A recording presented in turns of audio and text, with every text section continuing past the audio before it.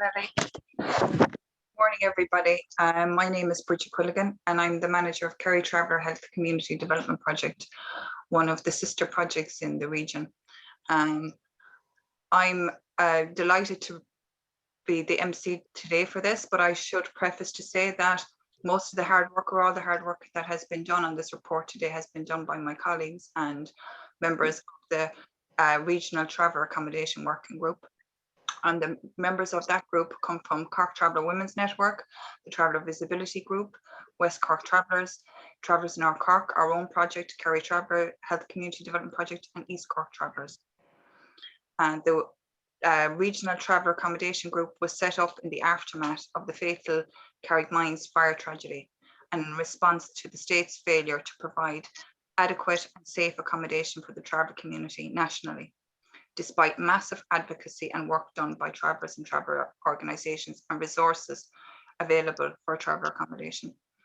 The working group focuses on building new coordinated strategic responses to the traveller accommodation crisis by giving visibility to traveller experiences around accommodation and homelessness, and proposing solutions to influence policy and practice. So it's a very effective working group. It really is action-based and solution-focused, and works very collaboratively with every agency and wants to bring everybody on board. So it's not a divisive committee. And I feel that's where it's a very different committee than before. The working group complements and strengthens the accommodation support and advocacy work carried out by the local traveller-led community development projects by allowing information exchange, shared analysis, and building a shared response on a range of strategic issues. This report is presented by the working group to highlight the ongoing and proliferating effects of the traveller housing crisis on travellers experiencing homelessness in the southeast or southwest. The report is funded by the St. Stephen's Green Trust, who are great supporters of having the traveller voice come forward on our experiences. So we'd like the working group would formally like to thank St. Stephen's Green Trust for their investment in our work.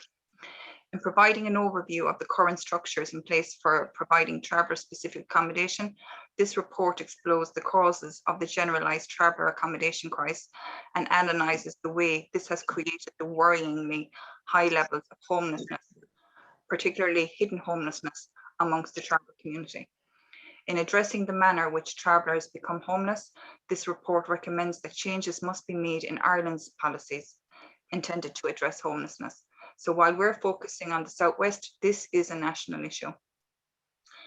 The report highlights the causes and impacts of hidden homelessness on the traveller community in the Southwest of Munster, Cork City, County and Kerry, using data collected in spring-summer 2018 with the assistance of the UCC School of Applied Social Studies. I suppose, speaking from a personal view and a professional view, this report is really important because you need data, you need evidence to back up what the community are telling us on the ground and what we can see ourselves from our work. And for the first time, both ourselves and the local authority can see from a traveller perspective and from a research perspective what is actually the case of the hidden homelessness in our counties. People are the hidden homeless for many reasons, and it'll be named throughout the report. And some of them are people simply not presenting, others are simply not qualifying to present on a list, and others then people are just not linking in with anybody. So there's an onus on all of us to look for a solution to this hidden crisis, because it's a very real thing that we feel every day in our work. So with that, I'd like to launch straight in, because we have a very a big agenda, but a very good agenda. And I would like to give a very, very warm welcome to Senator Eileen. Senator Eileen is going to officially launch the report. Senator Eileen Flynn was nominated to the Shannon by Taoiseach Micheál Martin in 2020 and is the first traveller Winkler to serve in the House of the Oireachtas. Her background in community development and activism on behalf of Irish travellers and women in solidarity with other ethnic minorities is unrivaled. She is deeply committed to the cause of women's rights, human rights and equality. Eileen, we give you a very, very warm welcome. Thank you very much, Bridget. As I said earlier, it's so lovely to be here and to be in spaces with old faces and new faces as well to add. Just to say that today we are launching once again another report, but for me, from my read, a very unique report that gets to the heart of something that we haven't seen before and we don't speak about, is hidden homelessness within the Traveller community. I'd like to thank the Regional Traveller Accommodation Working Group of Cork and Kerry for inviting me here today and for their very important work on this report. We all know that that the housing crisis that makes this report and other recent reports are so crucial. It's important to see the cases, the causes and the impacts of traveller homelessness and hidden homelessness in the regions, and that this study investigated. And it's it's critical to have this come from the work of 6 traveller-led community development group voices, as Bridget already said. Again, it's so important to have traveller voices at the centre of all research and studies. The powerful case study in this report also reminds us that we're talking about people, about traveller families and the life effects by the homeless crisis and hidden homelessness. Travellers are 22% more likely than the general population to become homeless. At the same time, homeless figures do not include the high level of hidden homelessness, overcrowding, couch surfing, etc.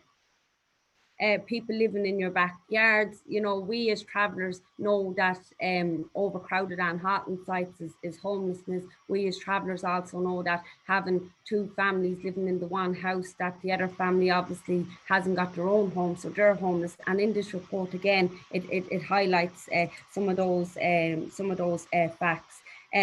That means that the homeless crisis is worse than official figures shows. We know that information. The figures come from the final report of the Joint Committee, and the 22% figures come from the Joint Committee and the key issues affecting the traveller community. I was proud to chair that committee and proud of the work that the committee has done. But again, I launched it just over a month ago, and something that I've said in the launch of the Special Traveller Committee report was implementation is the key. You know, that if we're not going to implement these reports, if we're not going to implement the recommendations, well then, you know, we're not going to be part of any better future for traveller community. And what I said back in the launch of the Special Traveller Committee was that if the recommendations of the Special Traveller Committee was, because they're all similar linked, like the trespassing legislation, to repeal the trespassing legislation, to have our own traveller agency around accommodation authority. And again, they're very important, and we all do this work collectively, but it's very important that we have the recommendations implemented by the government, so to say that. And the Joint Committee also and the expert review group highlighted the ongoing failures of local authorities. Again, the traveller consultative committees are not working at a local level, nor are they working at a national level, and it's so important that we're honest about that. We've seen time and time again, traveller they're just not working. The Joint Committee report also called for housing for all measures to reduce homelessness to be implemented without delay. The report called on local authorities to use consistent approach to collect data around traveller accommodation, the needs and future needs. The report states that the Europe ETOS definition of homelessness should be adapted by all state bodies and government departments to better identify homelessness. ETOS definition defines 4 main categories, include people living in insecure housing due to threats of eviction or domestic violence, people living in substandard housing, which would include trailers, caravans on illegal campsites, or housing that is unfit or extremely overcrowded. We've touched briefly on that.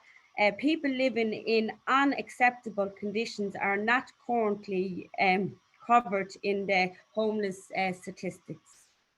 The ETOS definition would give us a better idea of actual needs. The recommendations of the 2019 expert traveller accommodation review group reports were included as a primary to be in the programme of government housing for all strategy.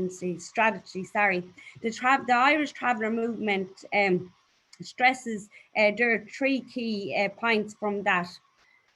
Again, the Irish Traveller Movement and the special committee, the special accommodation group that was set up to deal with traveller accommodation, and ourselves also come up with similar actions. Again, this is showing that their collective work, and it's just to highlight some of the stuff that is already there, some of the key recommendations that came from this report today.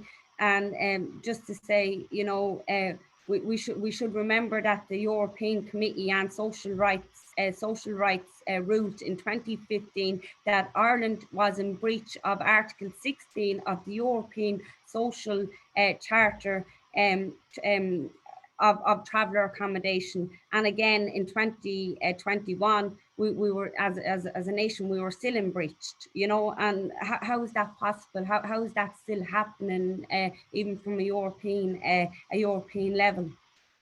They note that traveller children, the Human Rights and Equality Commission also noted that 12% of homeless children are in emergency accommodation. 12% of homeless children are members of the traveller community, despite that travellers only make up 1% of the population. We cannot let this stand. This report that we launched today will be another powerful tool, which I believe will be a tool to use at a local level. But as Bridget rightly pointed out, that it's to be implemented at a national level also, and that work and the tools that's from that report can be used in a very positive way to change lives for members of the traveller community, to say that. And then the recommendations are there. A lot of us as members of the traveller community in NGOs, local level, national level, have too often sat around tables and have too often come up with great reports that we know as a community will work for our community, that will work with our community. Again, it's implementation that can't be stressed enough here today, and the responsibility lays with local authorities and the government. And just to say that, you know, I believe myself personally that safe, cultural, and sometimes we forget to use the word sustainability accommodation for travellers is absolutely crucial. And to me, as a community development worker, I believe that it's the root cause to some of the health inequalities, to not having equal access to school, not having to education, and not having equal access to employment as well. So just again, I feel a lot of the time what the government is doing, not what we're doing, what the government is doing is kicking the can farther and farther down the road.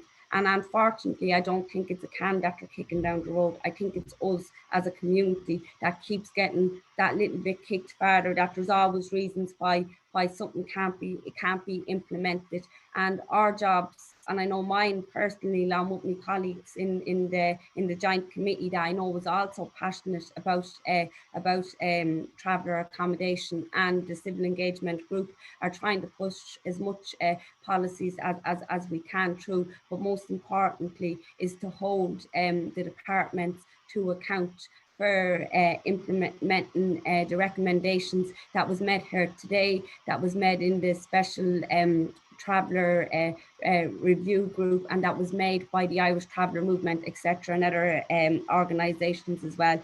Again, it's not about reinventing the wheel, it's about implementing.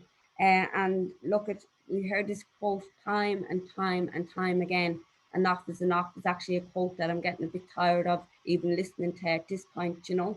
But when people's lives are hanging on the balance, when it's our children, when it's our future generation, enough is enough. And the government needs to listen to us, the departments need to listen to us, and local authorities need to listen to us. We need to hold these people to account that it's very ill treatment towards our community. Nobody did, like, again, one of our basic human rights is to have a safe place to call home. To many travellers, which should be highlighted here today, by the way, a trailer is a home, you know. And that's something that, like, even our definition, again, that was also spoken in this very powerful report around homelessness in the Southwest, like, our definition of homelessness need to change in Ireland. Without any further ado, sorry, I just ranted on a little bit, but again, you know, it's so critical that we work together and that we appreciate each other's work and the community's work. Most importantly, the community, the people who took part in this case study, and to thank them for what for their part. And also, let's hope that we can again turn these recommendations here into action. And I know that the Minister is going to give an input at the end, and it will be interesting to hear what he has to say. So I officially would like to launch the Traveller Homeless in the Southwest report and hidden homeless. So yeah. Senator, thank you very much for that, and it was a very powerful input that came from your heart, and easy knowing that you are very well aware of everything that's happening on the ground, because that's exactly what's happening nationally, locally, regionally, around the country. Issues that you're after bringing up there. And what's very stark is that we're only 1% of the total population in Ireland, but how big of a percentage we make up in the homelessness population, and those figures speak for themselves. And I suppose today the report will show that the figures are probably even higher, given that a lot of people are hidden homeless. So Senator, thanks very much for that. And implementation is key, because we can have report after report. All of us are sick of going to conferences, doing consultations, doing research, coming up with things, but it's the implementation that is key to the success for solutions for our community to have safe, culturally appropriate and sustainable accommodation. So thank you, Senator. With that, now I'd like to invite Dr. Samantha Williams to present the report and an overview on the key findings and recommendations of the report. Dr. Samantha Morgan Williams is the founder and coordinator of the Traveller Equality and Justice Project, University College Cork. The TEJP is funded by a European Union Rights, Equality and Citizenship Award 2021 to 2023. The TEJP operates in partnership with FLAC to provide access to justice for travellers who have experienced discrimination in accessing goods and services. You're very welcome, Samantha. Thank you, Bridget. And firstly, just say thank you to Senator Flynn for that excellent introduction to the report and for really grounding it in that lived experience and the struggles basically facing the community in achieving fair and sustainable. I really love that she highlighted sustainable accommodation. So I'm just going to start sharing my screen there. As a note, I had some technical difficulties this morning because of course, so hopefully this will work.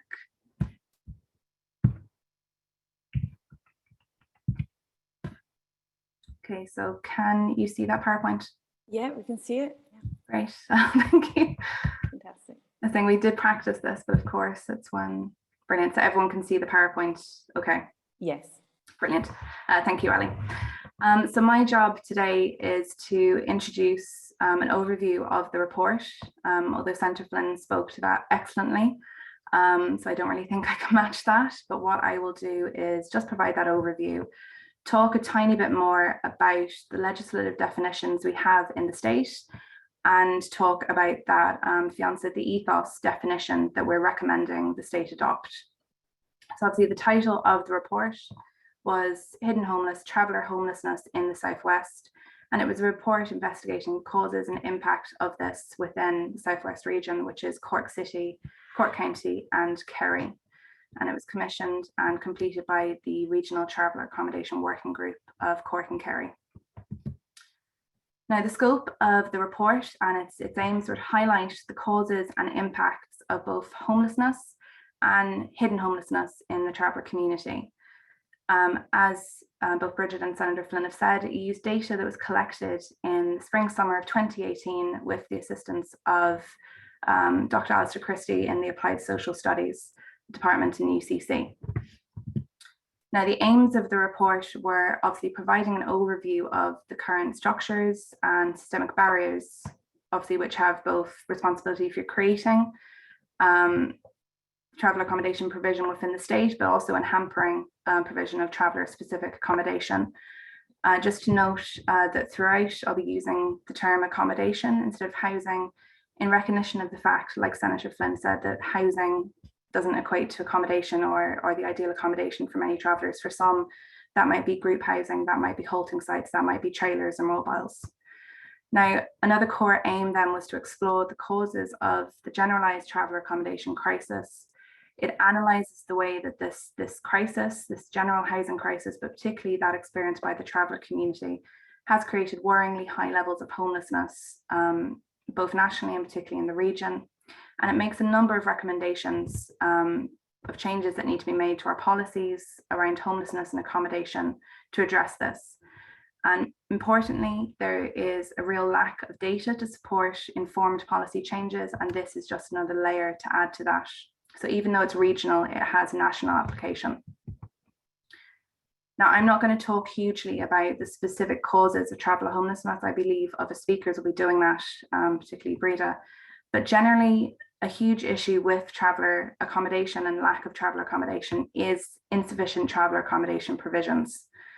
This has resulted in overcrowding. A lot of sites that were built, particularly ones in Cork City and County and Kerry, were initially built for a certain set number of families and then never expanded to reflect the way in which the traveller community lives in family units. So this has resulted in overcrowding.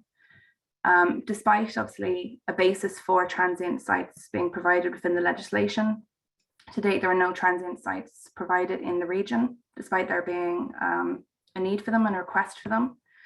And this all speaks to those general systemic failings, that implementation gap that we speak about in the report between the Housing Traveller Accommodation Act of 1998 and the lived reality of many travellers in Ireland today. This is then compounded by the fact that many travellers who are not able to source accommodation through the appropriate channels are then also unable to find accommodation within the private rented market owing to generalised discrimination. 85% of landlords who were surveyed said they wouldn't rent to a traveller. And there's case studies included in the report which speak to the implications of that upon the community. Now, when we talk about this idea of homeless and then the competing term hidden homeless, it's important to look at the state definition of homelessness. Now, Ireland is actually recognised internationally as a state which does have a definition of homelessness in its legislation. Many European states actually do not. However, this is where the kind of applause will stop, because even though we do have that legislative definition, it is incredibly narrow. It fails to basically recognise many of the ways in which people are effectively homeless in the state today. So the relevant legislative provision is Section 2 of the Housing Act of 1988.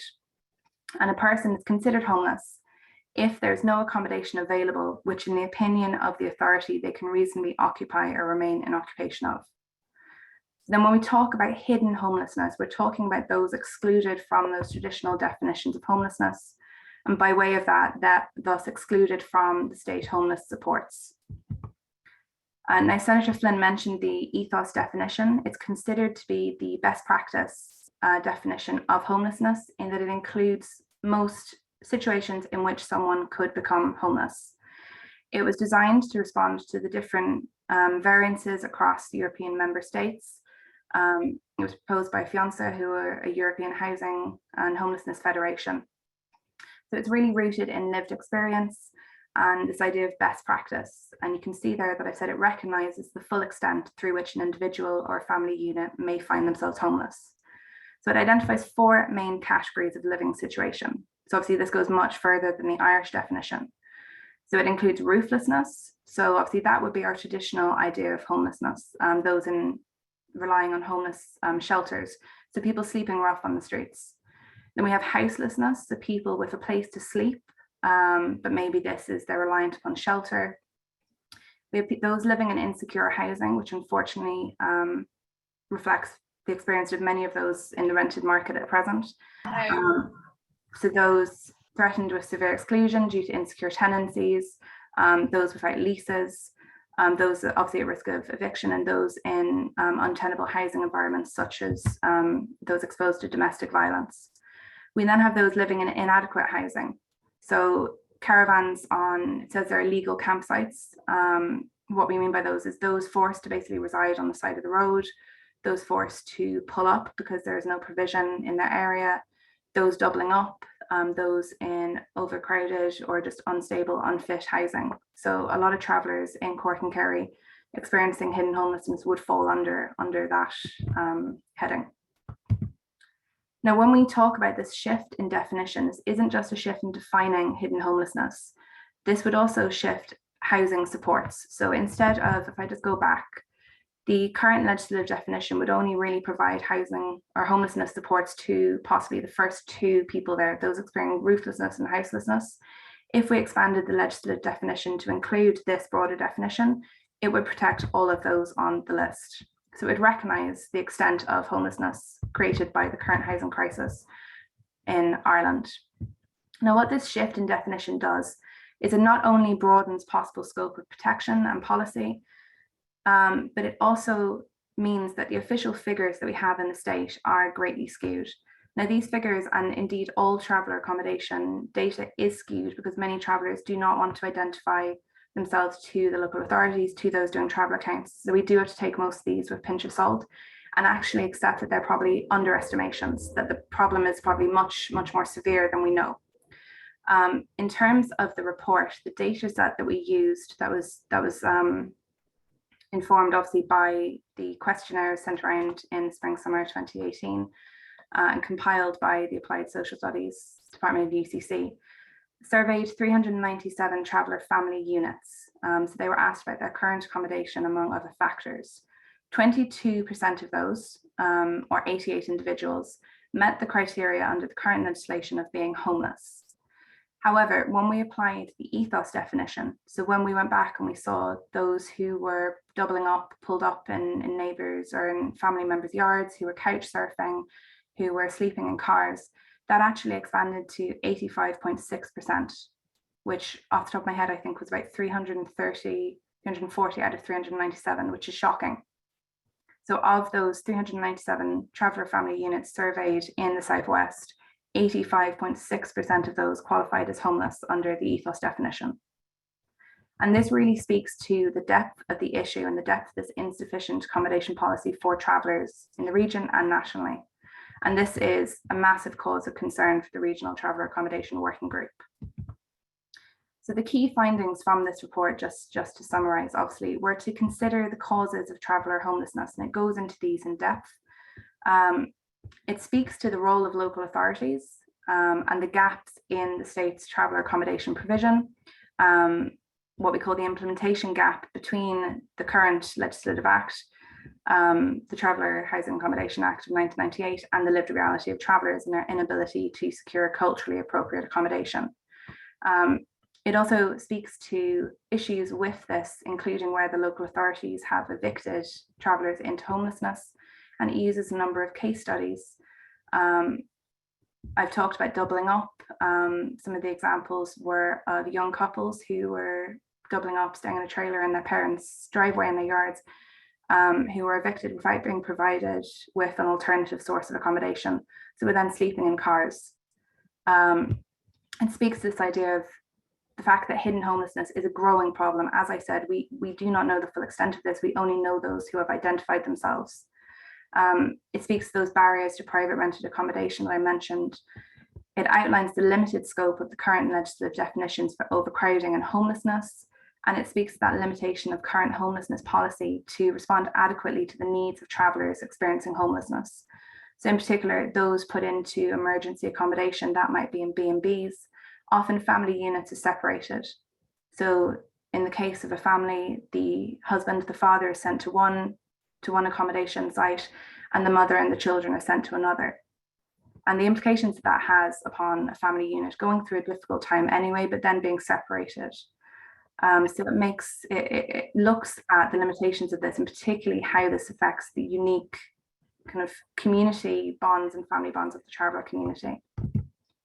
So the core recommendations proposed by the Regional Traveller Accommodation Working Group of Cork and Kerry were to update our definition of homelessness, so to bring in that ethos light definition to cover obviously a broader scope, but also to recognise the lived experiences of those experiencing homelessness and how these fall outside that traditional sleeping rough idea, that very dated idea of homelessness, which fails to recognise the issue within the state. It also speaks to a need to update the current statutory definition of overcrowding. Again, this does not fit with modern standards. It doesn't, off the top of my head, it doesn't include children under 10. So you could see theoretically a case where you might have a number of travellers residing in a 2-room chalet. I think there was a case in Killarney, and someone can correct me on that. But it was considered not to be overcrowded by the judge because all the children were under 10. Another recommendation then is on increasing our consideration of hidden homelessness and how that specifically impacts upon the traveller community, and how this is an obstacle that there's a lack of visibility here. There's a need for specific traveller supports and responses to traveller homelessness, obviously that would differ from those needed for the general population. It responds to local authorities evicting travellers into homelessness. This shouldn't happen, but it does. And it makes recommendations on how that should be addressed. It also recognises the need for a right to housing to be inserted into the Constitution. Again, this would provide a better statutory, legislative, legal protection for those experiencing homelessness and hidden homelessness, and needs to happen. And finally, it recommends repeal of Section 24 of the Housing Act of 2002, which criminalises nomadism. And essentially, since that act came into place, it's seen a stop to travelling, which is a core facet for many travellers of their identity and historically the community. So that is a brief overview of the key findings and the recommendations and an introduction to the report. I believe we are now moving on to someone else. I will stop sharing my screen, and thank you for listening. Samantha, thank you so much for that. It was very insightful. And the case was actually in Killarney. It's a historic case where it's a good many years ago now, but yes, the judge did rule that because there was 3 children under 10 that it wasn't classed as homelessness. I wonder, has anything much changed since then? No, the law hasn't been updated. So theoretically that case would still, in similar circumstances, would still occur today. Yeah. Thanks very much for that, Samantha. And I'd invite everyone to read the report. It goes into detail on all of the findings and the recommendations, and it's excellent. And I think even we disseminated a little bit to people on the ground, and they felt it made perfect sense. And that's always a good guide for us as to what are the people experiencing it, feeling about the report. So thank you. And with that, now we're going to go on to Breda Donohoe. Breda O'Donoghue, and Breda is the Director of Advocacy at Cork Traveller Visibility Group, an independent Cork-based traveller-led community development and equality with travellers. Breda has over 25 years experience as an activist for travel rights, which includes... Sorry, Bridget, sorry to interrupt, Bridget. Just to say there's a little bit of, I don't know if maybe something's bumping against your microphone. There's a little bit of, sorry. Check it's not touching any clothing or... It was, sorry about that. Okay. Yeah, sorry, Ali, thank you, and apologies to everybody there. And Breda is one of the most well-known activists in the region, I suppose, and outspoken on a number of key issues and with real practical experiences of the issues of accommodation and neglect, I would say, in Cork City. So really, you're very welcome. Thanks very much, Bridget, and thanks also to Senator Eileen Flynn for launching the report this morning, and also Samantha for your very comprehensive detail of the report in itself. I suppose a special thank you to the Regional Traveller Accommodation Working Group as well, because I know the amount of hard work that has gone into this over the last 2 or 3 years. So well done to everybody for putting it together. I suppose just a bit on myself for anybody here that doesn't know me. Like Bridget mentioned, I have been a traveller activist for over 25 years here in Cork City. I started out working in the Traveller Visibility Group on a C scheme, and I've been there ever since. You know, I was lucky enough, I suppose.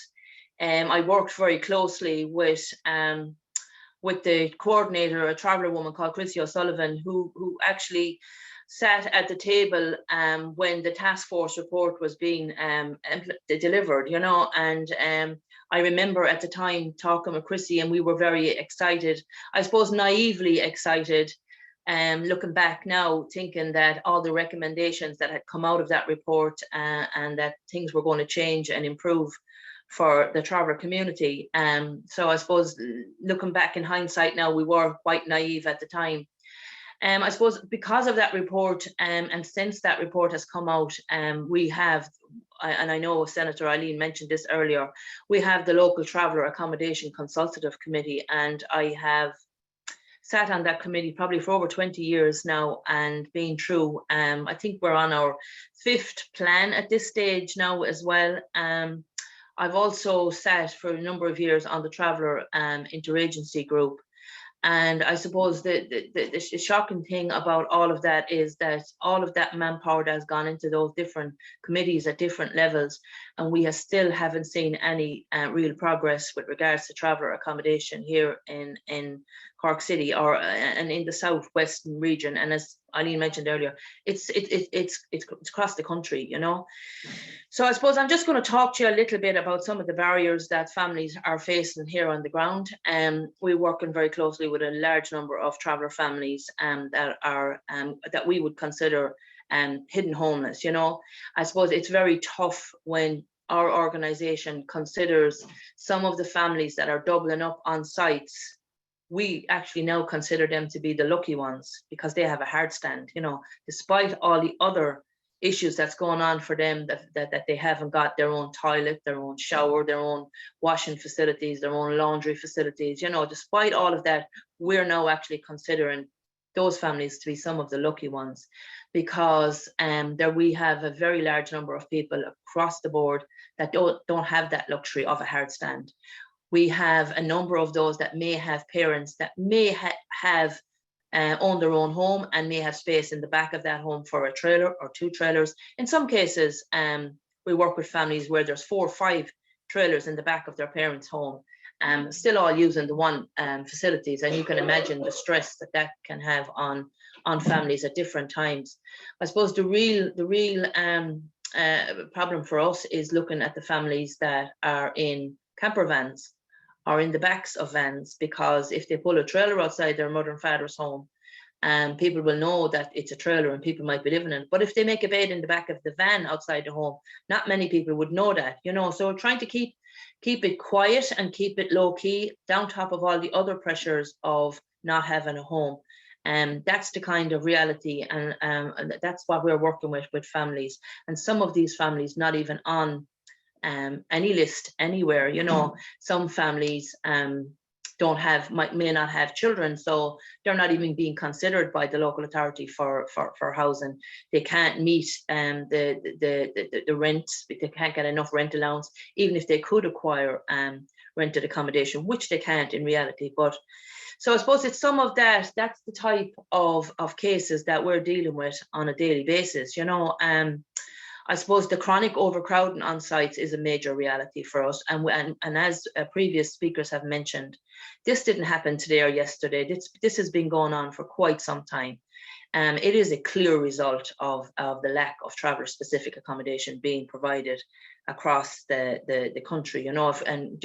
As we're speaking from, as I'm speaking from Cork today, I suppose there's no harm in mentioning that the last time that there was any addition to traveller accommodation in Cork City was 32 years ago.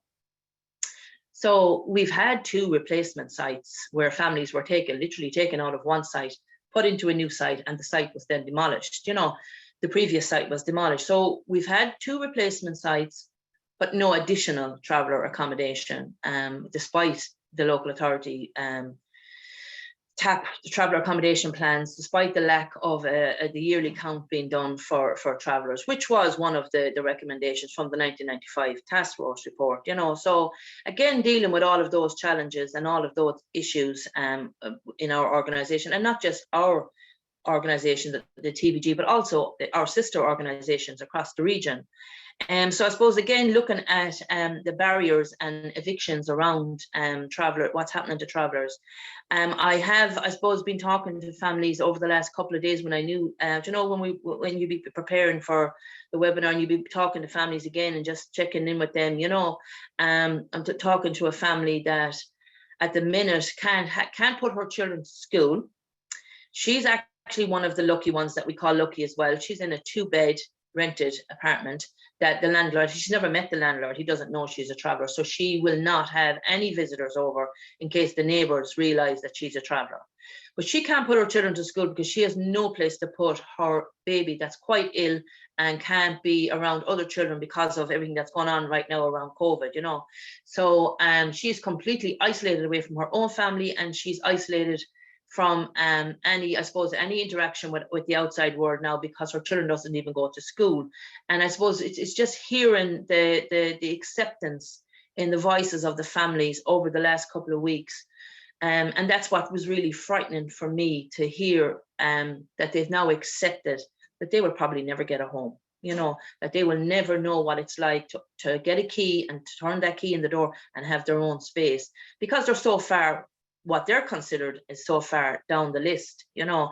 I suppose what's really frightening for us is that we are battling this for quite some time, and we don't have any answers to tell these families anymore. We advocate for the families on a daily basis, but we don't have any answers anymore for families.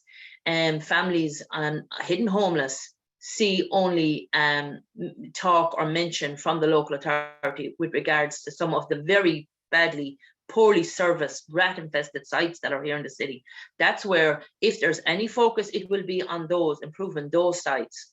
So where does the hidden homeless, the travellers in hidden homeless go after that, you know? I suppose I just have, I have a case study that I'd like to just maybe talk to you about, and it just outlines some of the barriers that is keeping traveller families in homelessness. Ali, would you mind pulling up that piece that I just wanted to talk about? Yeah. Okay, so this is a letter from the local authority to a family in 2011. And it tells the family that they are being they're being accepted on the housing list, and that they're on a list, basically. You know, it's back in 2011. Now, I suppose why I'm using this case study today is because I was part of a group of staff that left our building in and around this time in 2011, when we were called out to an eviction that was taking place where this family was involved in.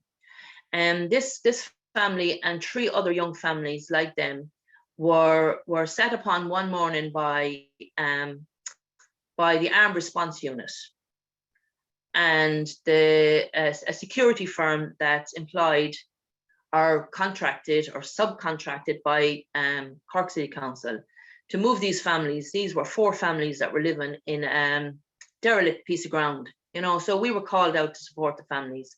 And after we were there for quite some time, and we asked to look at the warrant, we were told that we couldn't, and they snatched it up, they stuck it onto the side of the trailer, then they pulled it off, and then they left. You know, this was after about 3 hours where they had somebody's caravan hooked up to the back of their Jeep, ready to move it, you know. So this family we then went on to refer these families, because that's what we were told to do by the local authority. Refer the families to come in and fill out an application for housing. So we did, and the families were then referred to the homeless centre, and Drynan Street is what we called it at the time. Sorry, that's where the homeless centre is, in Drynan Street in Cork City. I suppose the point being is that the family went to Drynan Street. They told the homeless centre that they were homeless. They had a caravan, it was on the side of the road. The Drynan Street then contacted the local Gardaí to confirm this, and the local Gardaí came up to confirm it, impounded the trailer and took it away. So this family then ended up in the back of their parents' home with little or no interaction with the local authority after they had received this letter saying that they were on a list.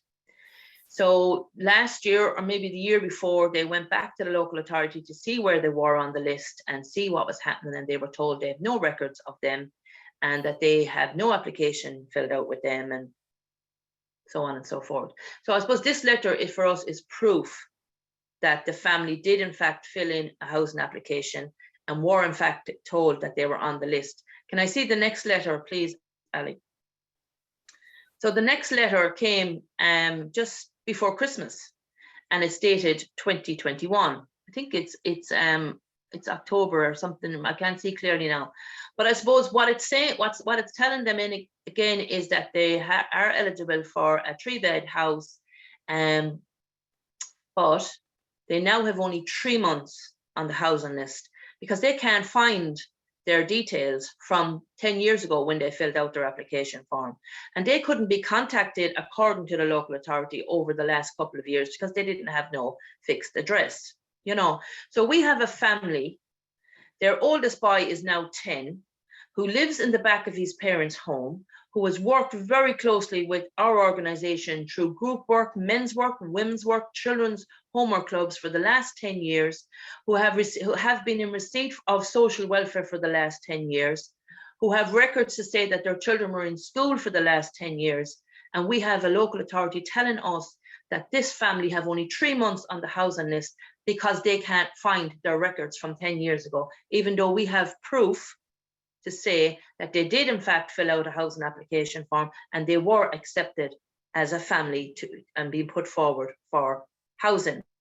So I suppose the thing for us is this is a major barrier, and this is happening to families right across the board, because now at this stage, with them only having 3 months on the housing list, they won't even be considered for probably about 10 years. So that will mean they will have reared their family, and their families will probably be gone on and married by the time that they'll qualify for a home from the local authority. And I suppose, again, this is just one of the examples that I'm using today with regards to the barriers and the difficulties and the causes of why so many travellers are in hidden homeless, because travellers are up against this type of stuff with the local authority.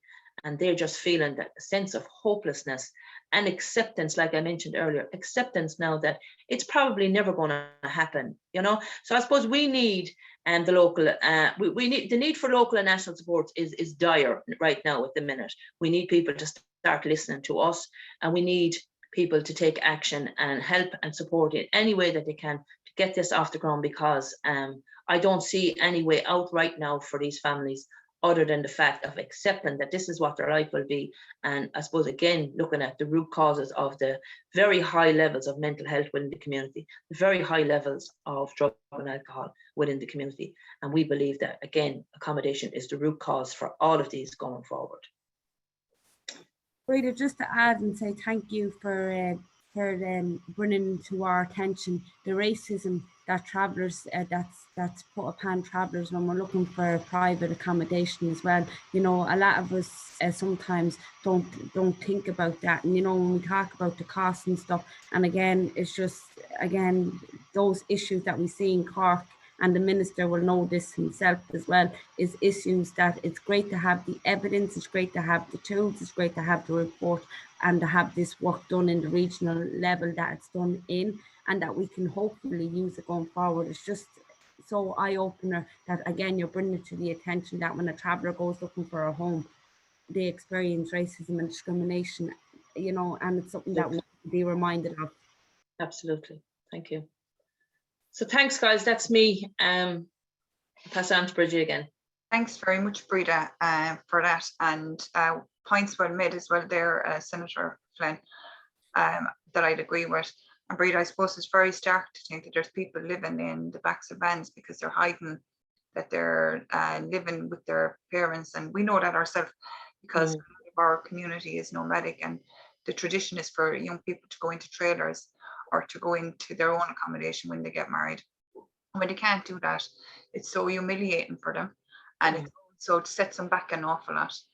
And the fact that people can, be on the list for so long and can't be followed up, it is very disturbing. And I know that in Kerry, the local authority does acknowledge that discrimination does exist for travellers when trying to access rented accommodation. So it is an issue, it's a real issue, it's an issue we experience. We know from our work in supporting people to go on daft.ie or to go for viewings every day. They're not getting the private rented accommodation, and even if they can, they're outpriced, they can't afford them. So thanks very much for that, Breda. So now we're going to have Brian Harvey.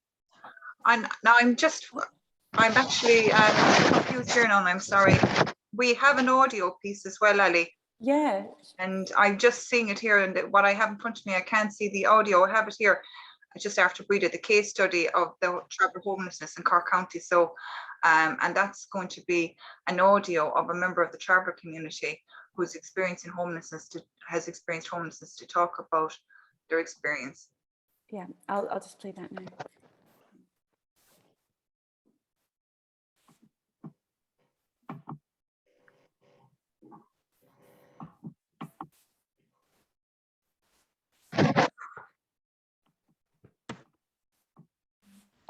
I'm a mother of 7 children, 4 of whom are school going and living with us.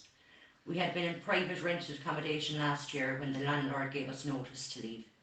It was impossible to find other rented accommodation because there is so little available, and I really believe when they knew we were travellers, that made it so much harder, even though we had very good references. It is the different tone of voice or the silence that you just know they have rejected or reacted negatively. We ended up in holiday accommodation for 6 weeks, living out of suitcases because the agreement with the rental company was only on a week-by-week basis. The children suffered, and every morning before going to school, they would ask me, where would we be sleeping tonight? I will never forget the stress of it all, not knowing what was going to happen, where we would go was absolute hell. The local council kept insisting that we would need to move to another town, as there was no accommodation locally. They were saying we had to have a 4-bedroom house, when we were happy to stay local and in a 3-bedroom house. I kept refusing to move to another town on the basis that I didn't drive. My younger children were getting extra support and doing really well in school, and my teenage boy had great support, lots of friends, and was happy to attend school, and my partner was working locally. The council does not take all these important aspects of life into account. My mental health was suffering, and I was exhausted every day trying to find accommodation myself, knowing that there was new social housing estates being built locally, and we weren't even being considered for them. I really believe it was the fact that I got great support from my local traveller organisation and 2 local TDs, Holly Cairns and Christopher O'Sullivan, who wrote letters to the housing authorities and supported me and my family, that we were granted one of these new houses. The difference having our own home now is amazing. I can't describe how happy and secure we feel.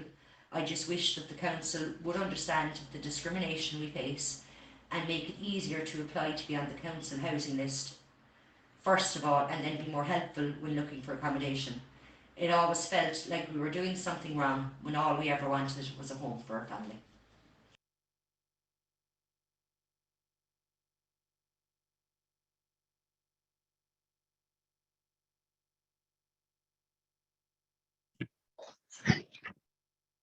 Again, a very powerful case study and testament to what a home and how a home and a secure, sustainable, culturally appropriate home can add to the quality of someone's life and change somebody's life, not just change the adult's life, change the children's life. And we've seen that consistently. And we have had a number of people accommodated over the last while in standard accommodation, and they're really happy that was their choice. But I suppose it's the stark things, going back to Breda, the amount and numbers of people where there's no new accommodation made, and there's still people there who have no new place if they want to choose culturally appropriate accommodation, where those options aren't there. That's really stark. So thanks very much for that case study. And now we'd like to welcome Brian Harvey, independent social researcher. And Brian is an independent social researcher working on the north and south of Ireland, Britain, continental Europe in social policy analysis, research, evaluation, and strategic planning. His main fields of work are poverty, social inclusion, community development, equality, human rights, European integration, and the world of non-governmental organisations. Brian, you're very welcome, and you're very well known to all of us for your work throughout the years with the Traveller projects in the community. So thank you. Look forward. Thank you very much, Bridget. We're now going to get the technical side in order.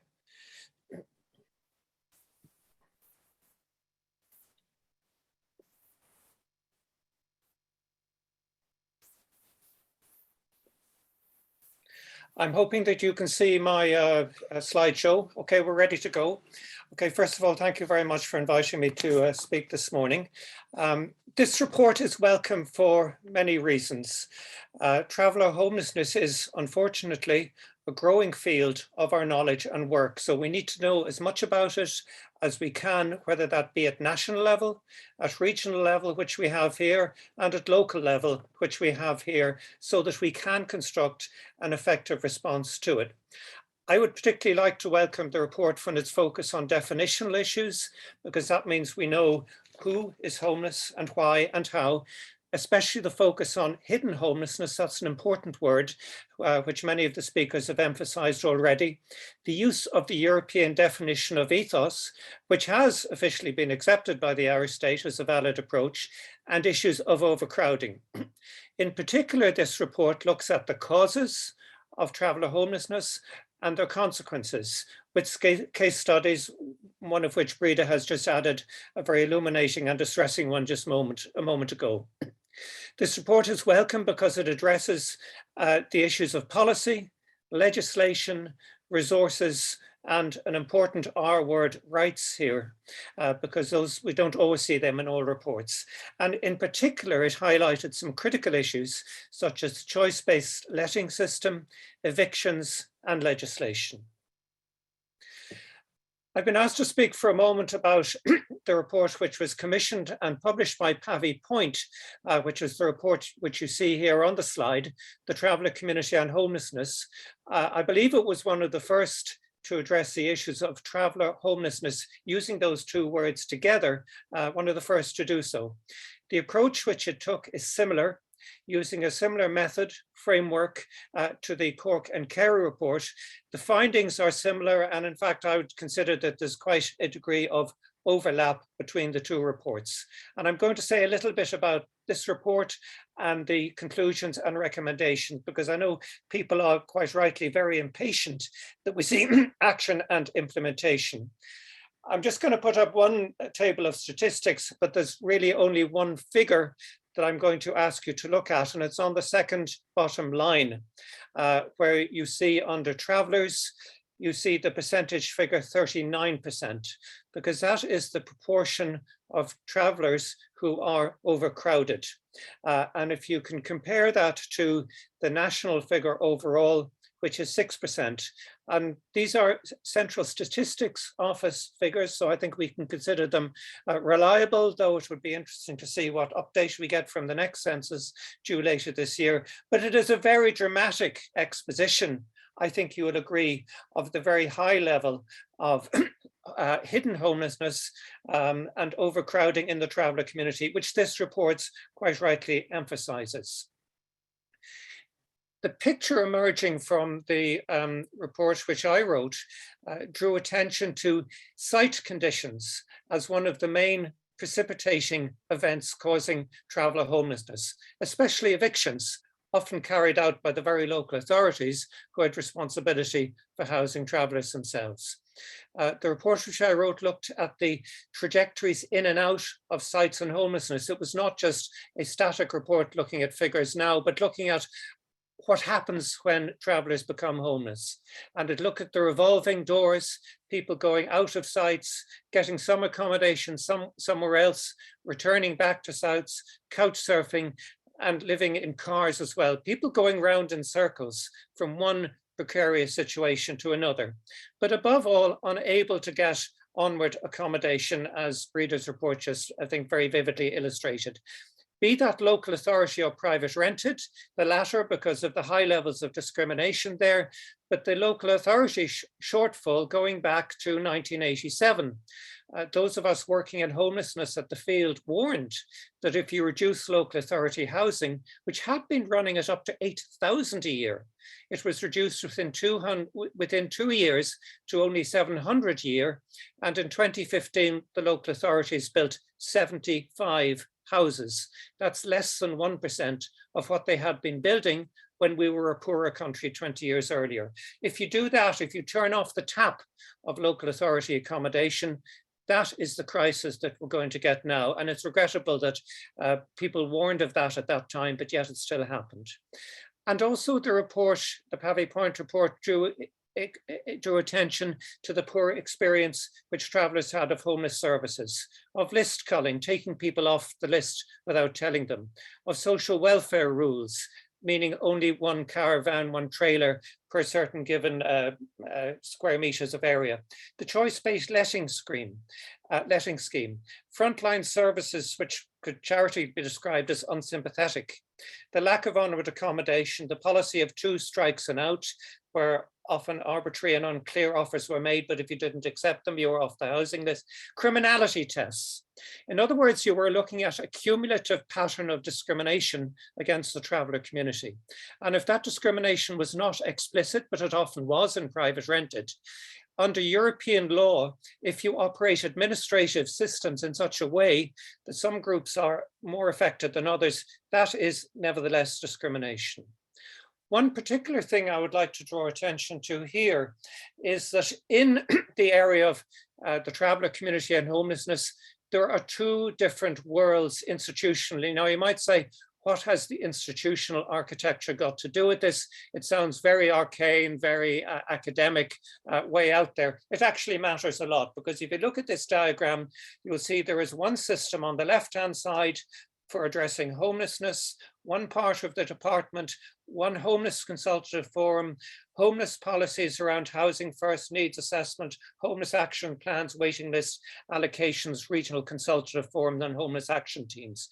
On the right-hand side, you have the system that is supposed to help travellers with a different unit in the department, a different national traveller accommodation committee, annual traveller counts, traveller accommodation plans, local traveller accommodation committees, about which people have spoken already, different allocation systems and so on, and never the 2 shall meet.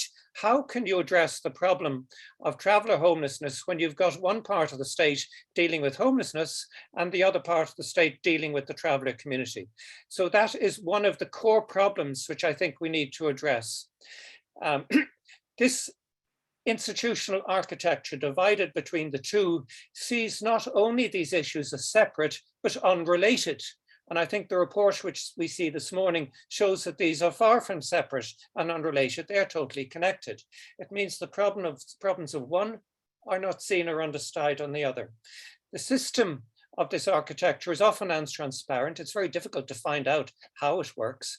It functions poorly. Many committees, whether they be homeless or traveller committees, have not met for many years. They function intermittently and inadequately.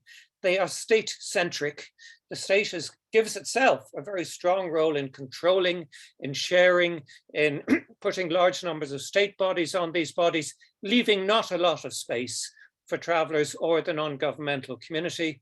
And above all, traveller participation in these committees is not given the kind of resourcing, if any, that it should, to ensure that it functions effectively. And these are some of the core problems, which is why the traveller accommodation committees and other instruments are so ineffective. There's no mystery to it.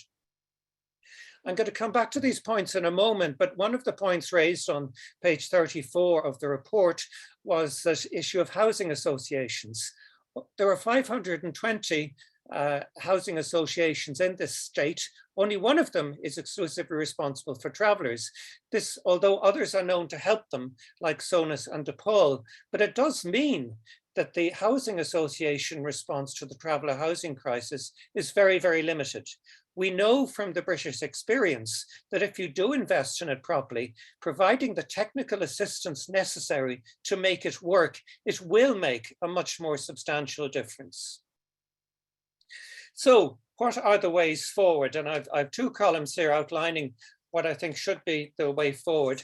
First of all, we need independent reports on traveller homelessness of the type that we're looking at the moment, that do give a true and genuine reflection of what is happening, with annual conferences that look at this on a frequent basis and where officials may be held responsible.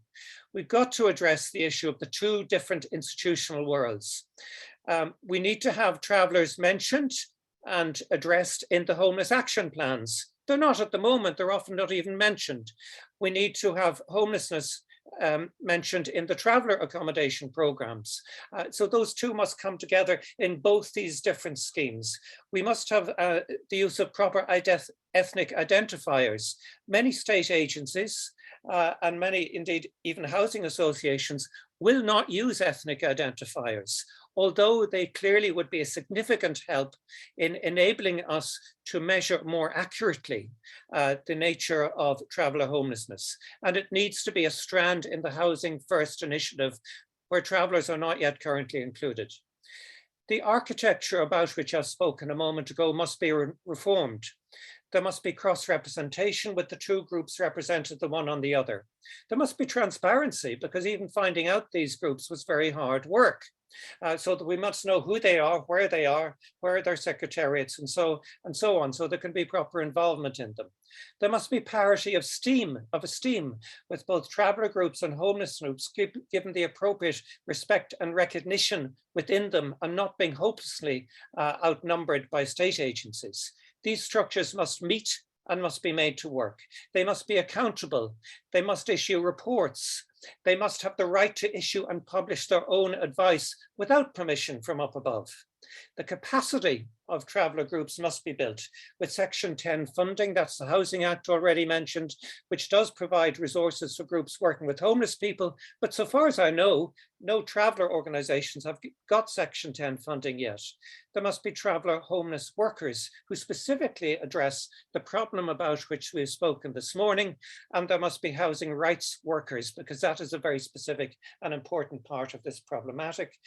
And finally, on proposals, my suggestion is that work be done with the Irish Human Rights and Equality Commission on the public sector duty, which obliges all public bodies, it's not optional, which obliges all public authorities to observe human rights and non-discrimination. And just finally, the concluding part of the proposal in the report came back to the issue of discrimination. Is there anything that could help us, either geographically or from our past history? Well, actually there is, and it's not more than 100 miles from where I'm sitting, though I grant you it's a bit further to Cork and Kerry, and that's in Belfast.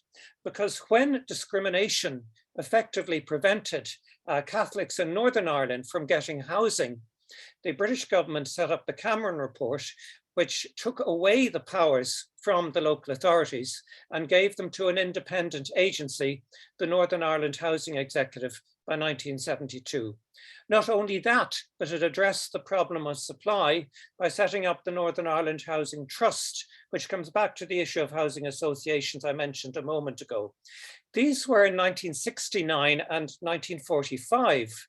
So it would appear that in this jurisdiction we're lagging about 80 years behind Northern Ireland.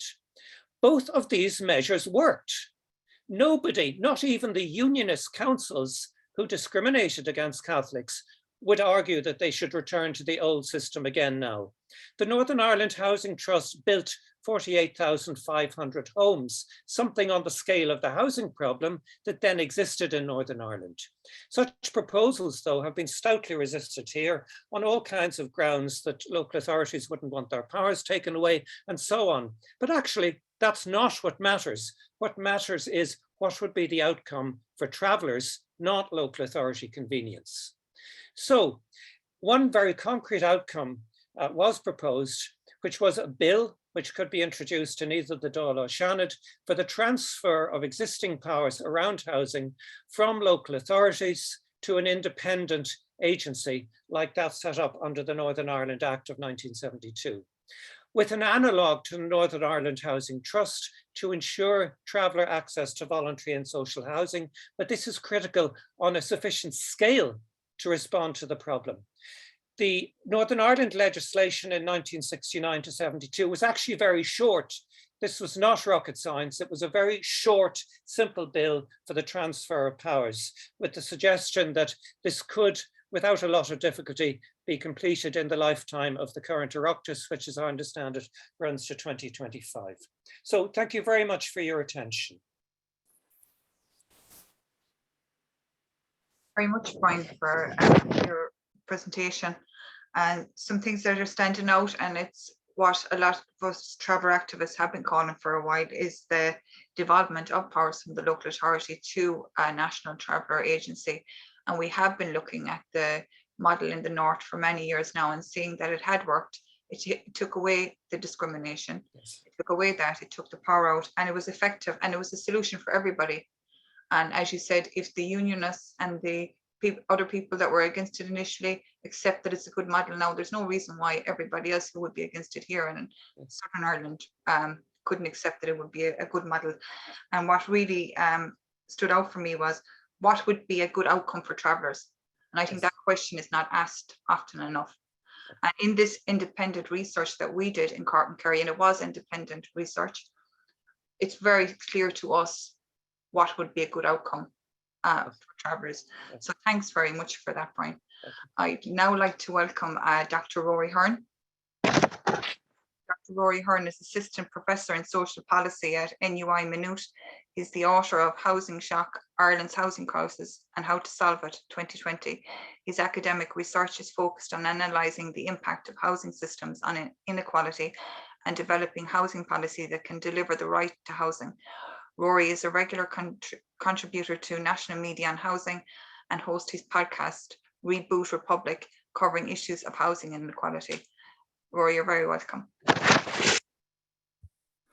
Thank you, Bridget, and thanks for the invitation to be part of the launch today of the report. And I just like to echo the other speakers in commending you on a fantastic report, which it's fantastic in the sense of how I think it captures so many of the issues that have been worked on and highlighted for years, but it really captures something else as well, which is that new homelessness and hidden homelessness crisis that is affecting traveller communities across the Southwest, but also across the country. And this isn't just a regional issue, this is a national issue. And I think that there were a number of points that I wanted to raise from the report that I wanted to highlight and kind of comment on. And I know a lot of this has been covered already, so I won't talk for too long. But I suppose just first of all, from the Department of Applied Social Studies in Maynooth, we would like to, congratulate you on producing this report and continuing to highlight it. And we know that students in our community and youth work, it's an area that we focus a lot on in the department. And I suppose the starting point is really in this is the human rights approach. And I think that when we look at our housing crisis that's impacting on now the traveller accommodation crisis, the starting point I think has to be a right to housing. And when we look at that, the United Nations defines a right to housing that is adequate housing. It must be habitable in terms of providing the inhabitants with adequate space and protecting them from cold, damp, heat, rain, wind, or other threats to health. And importantly, it should be culturally adequate, which means it should enable the expression of cultural identity and diversity of housing. And I think that's really important because the Irish government has signed up to, the Irish state has signed up to implementing and fulfilling this right to adequate housing under the International Covenant on Economic and Social and Cultural Rights.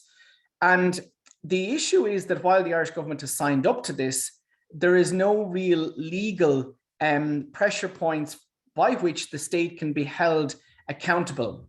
And the report makes this point, and it's something I wanted to highlight from the start, which is the need to put the right to housing and the right to adequate housing in our constitution, which the report states, and I completely agree with that. And I think it's fundamental, because until we take an approach to housing, to traveller accommodation that comes from the perspective of this obligation on the state to deliver habitable and culturally adequate housing, I really don't feel that our system and our state is going to tackle this crisis adequately. So I do feel that that recommendation of putting the right to the housing in our constitution is fundamental. I think as well that there was something that really struck me about this report, which was disturbing, which is the role of the state itself in creating homelessness. And I was really struck by that, because that is something that I think needs to get a lot more focus and highlighting, because we have all this at a national level in the media. We have a lot of focus on homelessness, you know, the concern with it, politicians expressing, government, the state saying, you know, we're all signed up to ending homelessness. Yet here we have our state creating homelessness, putting travellers into homelessness, and the examples are detailed in the report in terms of the continued criminalisation of travellers, and also the issues of evicting travellers in terms of overcrowding and halting sites. And I think that's something that really needs to be focused on, because the state itself cannot be evicting people in this country into homelessness. And I think that that really needs to be highlighted and continue to highlight it. The other issue is what you've talked about, and it's something that my own research has focused on before, which is the issue of the private rental sector creating homelessness, and the change in our social housing policy to become completely reliant on the private rental sector to deliver social housing. And this has had what is called I suppose a compounding impact on the discrimination experienced by travellers. And this report finds this again. And if we think about it, what has happened is that if you are in need of social housing, if you're entitled to social housing, the main way you get social housing now is through the housing assistance payment in the private rental sector. But as you've pointed out, and as the report points out, there's a fundamental problem with this, because for travellers who experience this overwhelming discrimination in the private rental sector, they literally cannot access social housing under the current social housing policy because they are excluded from the private rental sector. And I think this really, again, needs focus, and you were right to highlight it, but I think it needs more focus that our current social housing policy, our national social housing policy, that is overwhelmingly dependent on the housing assistance payment in the private rental sector to deliver social housing, overly discriminates against travellers because of the discrimination they experience in the private rental sector. So our social housing policy is compounding the accommodation crisis of travellers. The other way that it compounds, which again the report highlights, but I wanted to draw it out, the other way that it compounds the crisis is that when travellers are in homelessness, in emergency accommodation, for example, in hotels, B&Bs, that again, the main way that the Irish state currently gets families and individuals out of homelessness is again through the housing assistance payment, the homeless housing assistance payment. But again, travellers are stuck here because they again face this. They can access the payment, but they can't access private rental accommodation because of discrimination. So we are seeing then, and I think this in part explains why travellers are spending longer in emergency accommodation and why over time they make up a higher proportion of homeless families, is because there is literally no exit possibility for travellers from homeless accommodation because of the over-reliance on the housing assistance payment. And in this way, we see policy has compounded the traveller accommodation crisis. And I think that overall, then there's lots more in the report that I really think is important reading, as I highlighted. in the article I wrote for the Irish Examiner yesterday, that this is really important reading this report for anyone who's concerned with human rights in this country. There is an issue as well, which is the overcrowding in halting sites, which brings back again the whole issue and reminded me, and I was conscious of it, and of course the group was set up in the context of the Carrick Mines tragedy. And the report that went to the Department of Housing just before December, which highlighted the serious risk of life in the spring in the halting site in Cork. And while I know Cork City Council is responding to that now, I think that there's a real question of, has the state, and I don't think it has, adequately responded to avoid another Carrick Mines tragedy? And I think that that again needs to be continuously named, that the state has not done enough in response to Carrick Mines to avoid another one. And this comes to my last point, which is that the Irish state, because of the historical discrimination that it has done to travellers and that travellers have experienced in this country, that goes back to the policy of assimilation and before, that this crisis is not one of the making of travellers. This crisis is the one that is the making of a combination of historical, systemic, endemic discrimination towards travellers and the failures of housing policy currently. And therefore, I think the state has an additional and a particular responsibility to undo the crisis and ameliorate and end the crisis faced by the accommodation crisis faced by travellers, because it created it historically and it continues to create it today. And therefore, that's the obligation that I feel is on the state. So I'll finish there, and thank you so much for inviting me to be part of today. And it is great to hear so many wonderful voices and really good analysis. So keep at it. I believe we will get there. And thank you so much for all the work you're doing. Thanks very much, Rory, for that. And I suppose you said an awful lot of very interesting things that we would concur with, and particularly the right to, and it's in the report, for the right to accommodation and housing to be put into our constitution, because it would serve much more than travellers. It would serve everyone in the whole country. And also, I really like the fact that you're saying that the state historically put us in this situation, and that there's an onus on them and an extra responsibility on them to take us out of this situation and to remedy it. But also that we have been willing partners over the last 30, 40 years in supporting that and coming up with solutions. And people are talking about the RTAWGs. Some of them are working very effectively, some of them overwhelmingly, most of them are not. So there's a key change that is needed to shift that, and it's the responsibility really isn't back in the state's hands to do that at a national level. So thanks very much, Rory, for that. And with that, now I'd like to introduce Minister Peter Burke, the Minister of State at the Department of Housing, Local Government and Heritage. You're very welcome, Minister.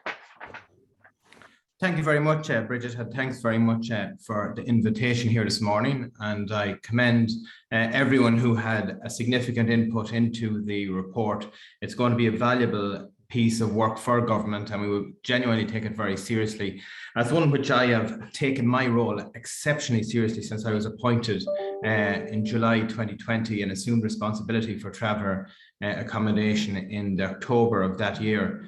And one thing I'm so aware of, as I suppose a dad of two young children, is when we had the Carrick Mines affair back in 2015, and also subsequent to that, the OCO and the very detailed report he published in connection with the particular site in Cork, and what young children in our society, in our community, have had to grapple with and go through in terms of getting to their place of education and growing up with their family. And subsequent to that, I've obviously met with the OCO, I've met with the Human Rights Commissioner, been down to Cork, and we have monthly meetings with the local authority in question in Cork to get a resolution. And we have a number of families that we've worked with and found a resolution for. But in terms of a broad capital response to ensure that we have secure, sustainable accommodation. We're working very hard to deliver that.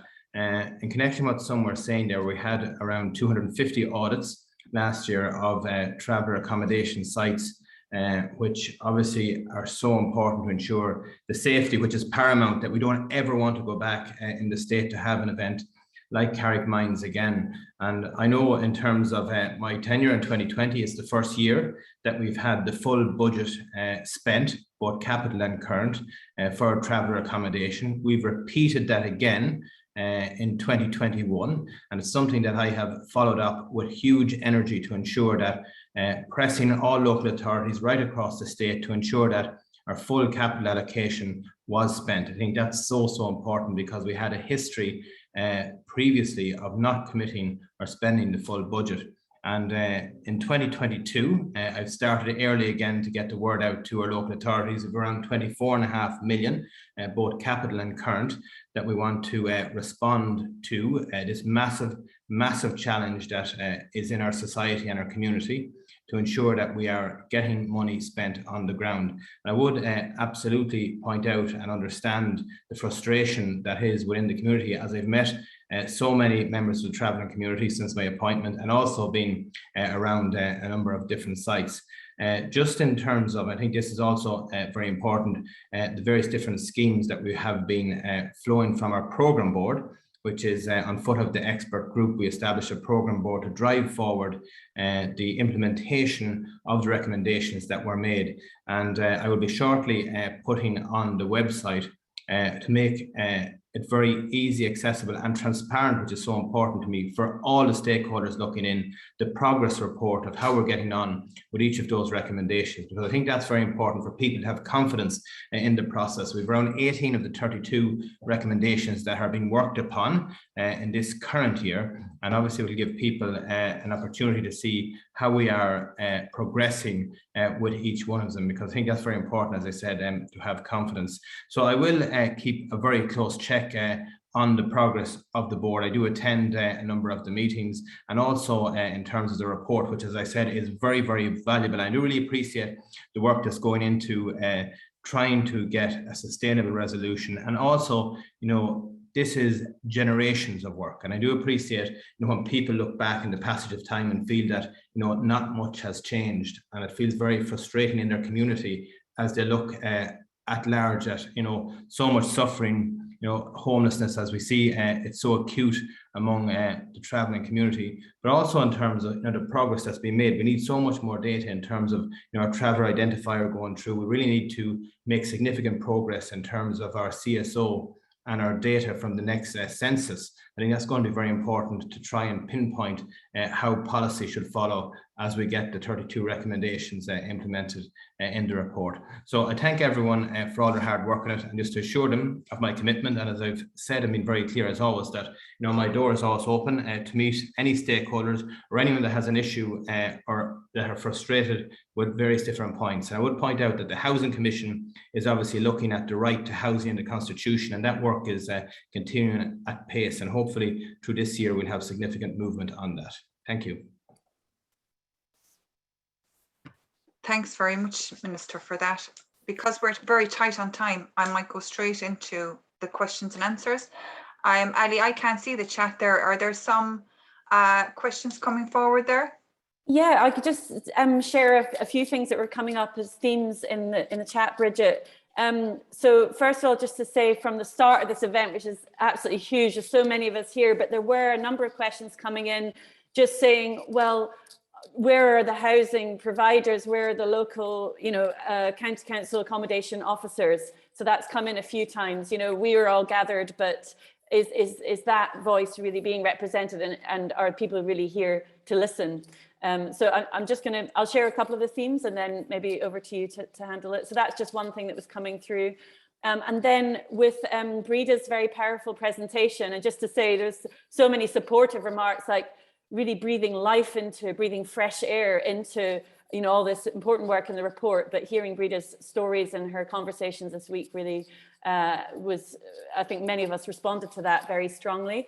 But then there was also questions of, well, you know, can't we show the earlier letter to the council, and or couldn't the council have traced the family through Brida's own organisation, questions like that. And actually Thomas in our own group was saying, you know, we have in Cork City Council, there's an allocation policy, but then meanwhile we're operating this CBL. So is the council actually ignoring its own allocation policy, you know, which can I just come in there, Ali? Sorry, Yeah. very quickly, just to say that since the presentation, I have been contacted by somebody from the Traveller Accommodation Unit that wants to work with us around that families and to support that family. So that's great. I'm delighted to hear that.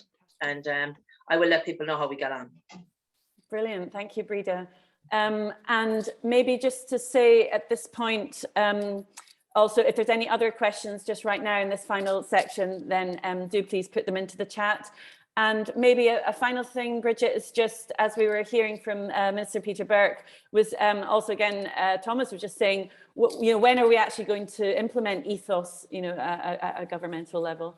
So I think that's everything that the main themes that I've seen for now. Yeah, so hand back to you, Bridget.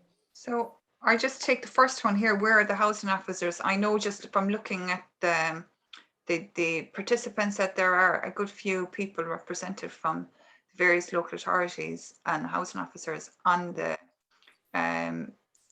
seminar today. So you're very welcome. And I suppose today was an opportunity to get the findings of the report out and for the Traveller Voice to come out.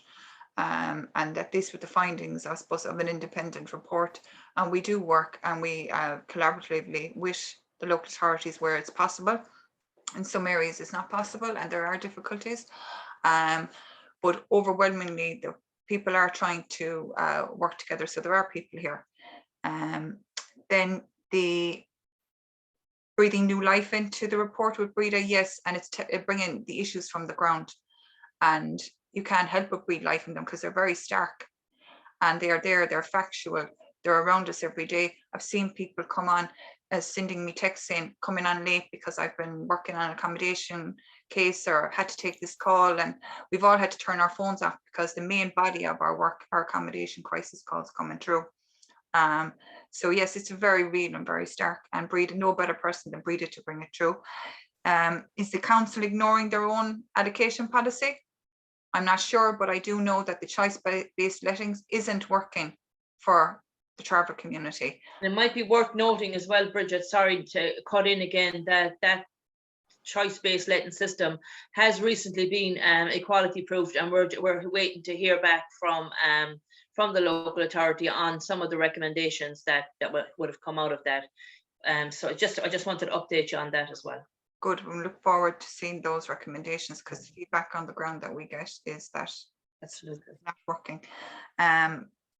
Also, then from Thomas, when are the government and the state going to implement ethos?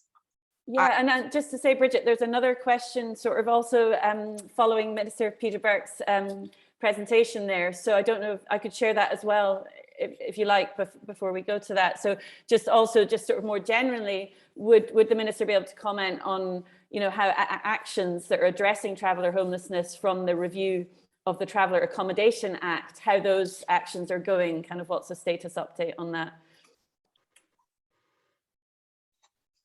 So, Minister, would you? Yeah, absolutely. One of the key things, as I was saying, is that we'd be happy to publish the progress of the implementation program board, which we have to do at the moment. But I would say progress is continuing at pace. Obviously, one of the key things was the traveller identifier in the first instance, to get the data to find out exactly, you know, what way our travelling community is you know, housed, because there is a lot of the community that are in standard accommodation that resources aren't captured going in. I was on site, especially down in Cork on a particular site, and going through the community there, and it's very varied what the community want in terms of, some are happy and want standard accommodation, others want traveller specific accommodation. It's important that, you know, we have clear lines that can take their views on board and, you know, have developments that are suitable to their needs, and that's not there in the system at the moment. And as people says, in terms of the methodology, isn't working in terms of the appointment, and we went through that in detail and are continuing to go through on a monthly basis with Cork in connection with their letting system. I think that's so important. But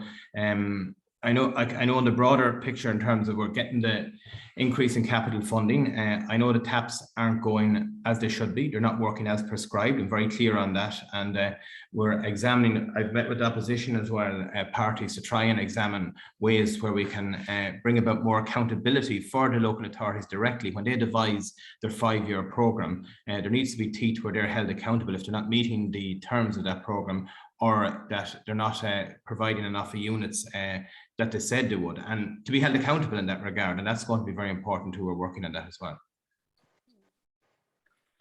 Thanks very much, Minister. Ali, was there another question after coming in there? Well, I'll just say, because I know we're going over time, but I'll just make one more remark from the chat. Just a great question from Eileen O'Shea, just saying, how possible is it to take this issue of travel accommodation away from local authority responsibility in the way that came out of Brian Harvey's report and the case study in Belfast?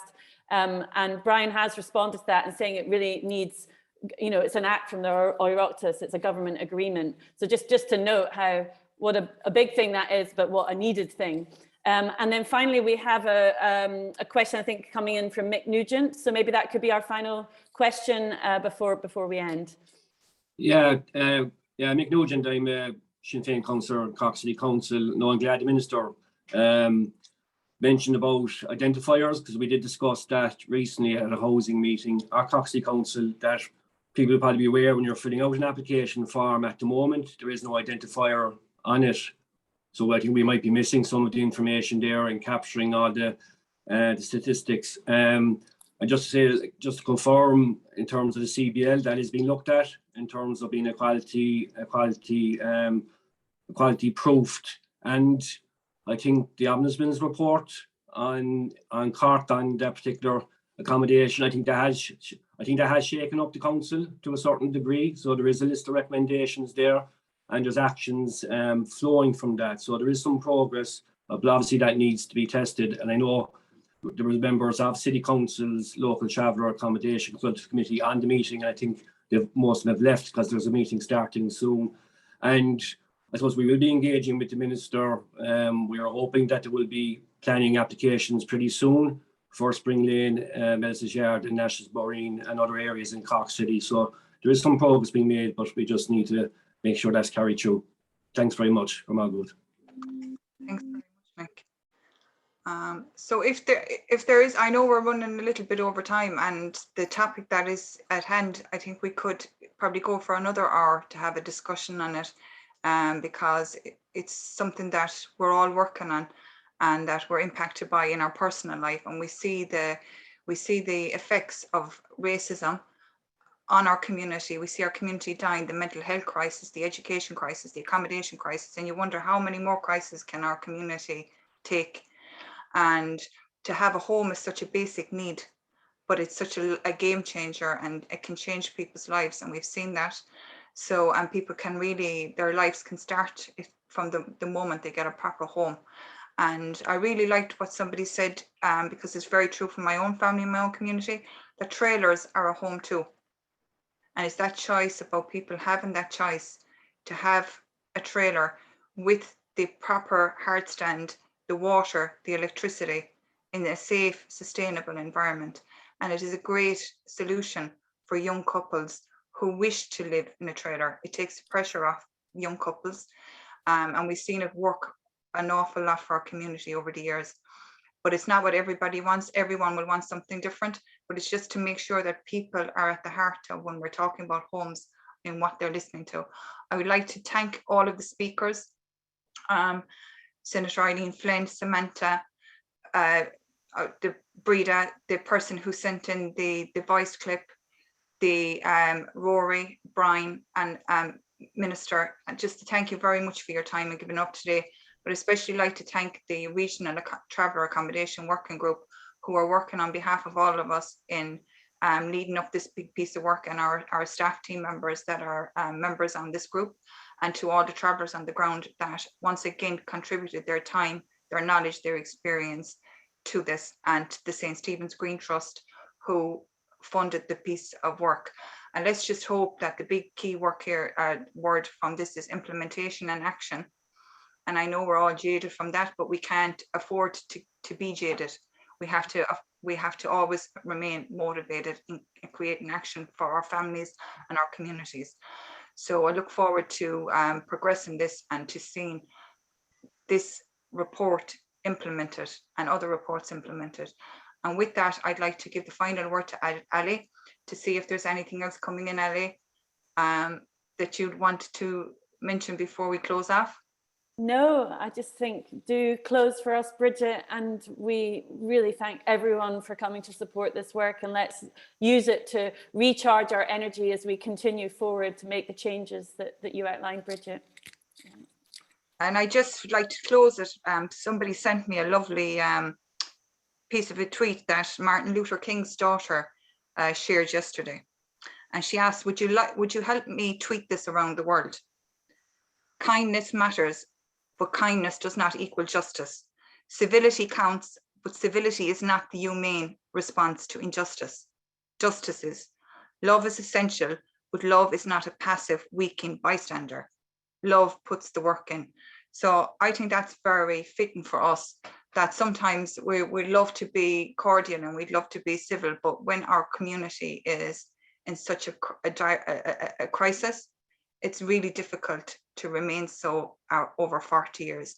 So I suppose Senator Eileen Flynn said at the start, enough is enough, and really enough is enough, and we can't take much more of this. So we look forward to working with all the key partners to creating the change that's needed, but the onus is really back on the State Minister to create that change where if you like, where the people being impacted by it, but you're the people with the power. So we really would like to see change in your lifetime and in our lifetime. So thanks very much, everybody.